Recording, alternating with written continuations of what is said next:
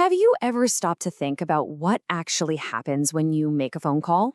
There's this incredible, invisible system working behind the scenes for every single connection. And today, we're going to pull back the curtain on that system because sometimes a single call just cannot drop. I mean, just picture it. Right now, hundreds of thousands, lakhs of calls are flying through the air in our cities. It's a constant, chaotic ballet of signals. We just expect it to work, right? But making sure every one of those calls connects is, well, it's a monumental feat of engineering. And then there's that call, the one that's more important than all the others. For a woman named Ananya, this call from her brother Rahul is that moment. The connection is her lifeline. This is where our story really begins. We're going to follow the journey of this one critical signal through a massive digital world. Okay, so let's follow this signal. How does Anyanya's voice, filled with panic, get from her phone to her brother's, especially while she's running to her car? It all starts the instant she answers. The second she hits accept, her phone shoots a signal out to the nearest cell tower, what we call a base station. From there, it gets sapped directly to the very heart of the entire network. And that heart? It's called the Mobile Switching Center, or MSC. You can just think of it as the network's brain, or maybe a massive, super intelligent air traffic controller for phone calls. It's the central hub that's juggling thousands of calls at once, and its job is to figure out exactly how to route Ananya's call to the tower closest to Rahul. But wait a minute, that brings up a huge question, right? You've got millions of people trying to make calls. How in the world does the network handle all that traffic? It's not like every single one of us gets our own private, dedicated phone line. That would be impossible. Well, the answer is this absolutely brilliant concept called trunking. The entire system is built on a simple observation about human behavior. We don't all make calls at the exact same second. So trunking lets a whole bunch of us share a smaller, limited number of channels. It's all about efficiency, and it's basically the reason this whole cellular thing works for millions of people without costing a fortune. So, how does the network pull this off without getting totally overwhelmed? It's constantly doing math.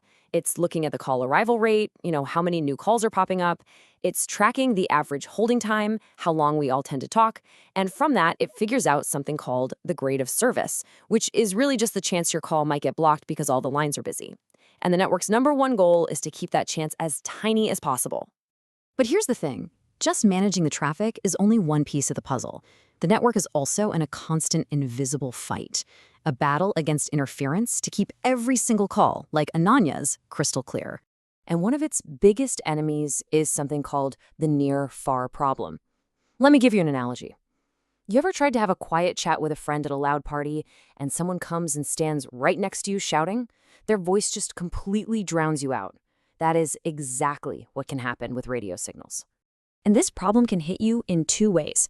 At your own phone, a super strong signal from someone nearby can basically hijack your phone's receiver, making it impossible to hear the person you're actually talking to. Or, at the cell tower, a user standing right next to it can transmit such a loud signal that the tower can't even hear the whisper from someone miles away.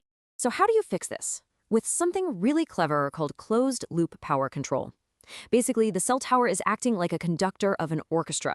It's constantly sending little commands to every phone it's connected to, telling the loud phones nearby to power down a bit and the quiet phones farther away to speak up. It's this beautiful, dynamic balancing act to make sure everyone's voice is heard equally. But then you've got this other kind of interference that's even trickier.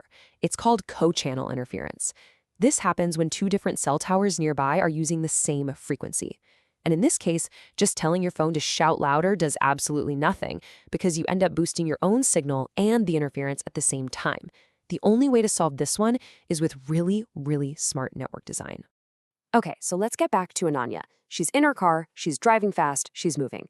And as she moves, she's leaving the area of one cell tower and entering another.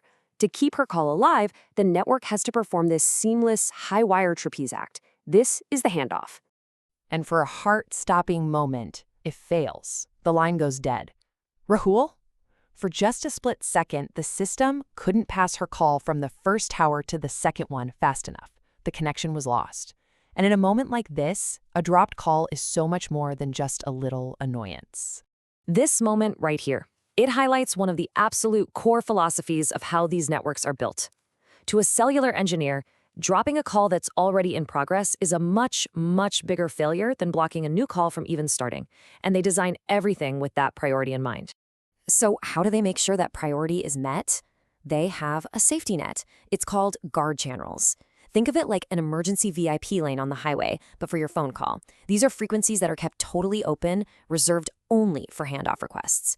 So when a moving caller like Ananya needs to switch towers, there's a dedicated lane waiting just for her. And that's exactly how she was able to call back and reconnect so quickly. Now, these handoffs generally happen in two main ways. You've got a hard handoff, which is a break before make system.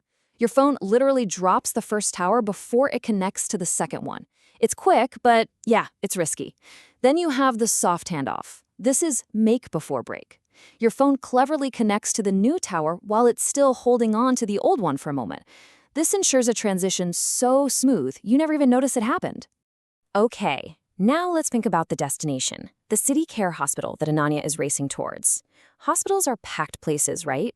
Patients, families, doctors, nurses, all on their phones. So what happens when an area like that gets a sudden, massive surge in traffic? The network has to adapt, and it has to do it fast. To handle a huge spike in demand like this, engineers basically have three main strategies they can deploy to boost the network's capacity. First up is sectoring. This is kind of like putting up dividers in a big, noisy room to create quieter sections. It uses directional antennas to cut down on interference. Then there's cell splitting, which is even more direct. You take one big, busy cell and just break it up into several smaller microcells, which instantly multiplies the number of available channels in that area. And for people moving really fast, like on a highway, engineers use these huge umbrella cells that cover a long stretch of road specifically to reduce how many handoffs your phone has to make. And that brings us to the end of this call's incredible journey. Think about everything that one signal went through. It was managed in heavy traffic, protected from interference, its power was perfectly adjusted, and it was handed off seamlessly, all for one reason, so that a human connection could be maintained. And that is the entire point. That's the purpose of all this complex technology. Ananya gets to the hospital and she gets the news she was desperate to hear. The connection held. The message got through.